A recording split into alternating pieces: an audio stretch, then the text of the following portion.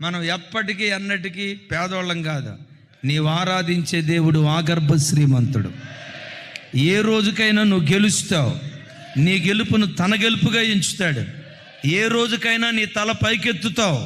నీ తల పైకెత్తేవాడు నీ దేవుడే. ఏ రోజుకైనా నువ్వు విజయ పథాన్ని ఎగరవేస్తావు. నువ్వు ఎగరవేయటం కాదు, దేవుడే నీ పక్షాన నిలవబడి విజయోత్సవంతో ఊరేగించే దేవునిగా దేవుడు తన కార్యాలు జరిగించునుగాక. నేను ఎప్పుడూ చెప్తా, ఓటమి తప్పని రోజు కూడా గెలుపు నీదే. కానీ ఆ క్షణం వరకు అనిపిస్తుంది, ఓడిపోయినరా, అయిపోయిందిరా నా పని, అయిపోయిందిరా నా పని. నువ్వు ఎప్పటికీ ఓడిపోవు.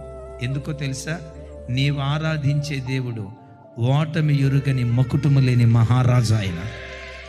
ఆయన ఓడిపోయేవాడైతే ఆయన నమ్ముకున్న వాళ్ళు కూడా ఓడిపోతారు. అంటారు కదా, యథా రాజా. మన రాజు ఓడిపోయే రాజు కాదు, రాజులకు రాజు, ప్రభువులకు ప్రభు, భూపతులందరికీ అధిపతి. సృష్టి ప్రారంభమైన ఆ దినం మొదలుకొని ఈ దినం వరకు ఎన్నడూ ఆయన ఓడిపోలేదు. ఎన్నడూ కాదు, ఎప్పటికీ ఆయన ఓడిపోడు. ఆయనకు పెట్టబడిన పేరే జయశాలి. ఎవరు నువ్వు నమ్ముకున్నావు? దూడలనా? నువ్వు దూడలు నమ్ముకున్నవాడివా? ఎవరు నువ్వు నమ్ముకున్నవాడివి? జీవము కలిగిన దేవుని నమ్ముకున్నవాడివి. జయశాలిగా పిలువబడుతున్న దేవుని నమ్ముకున్నవాడివి. మన రాజు గెలిచేవాడు. మనం ఎప్పటికీ గెలుస్తూ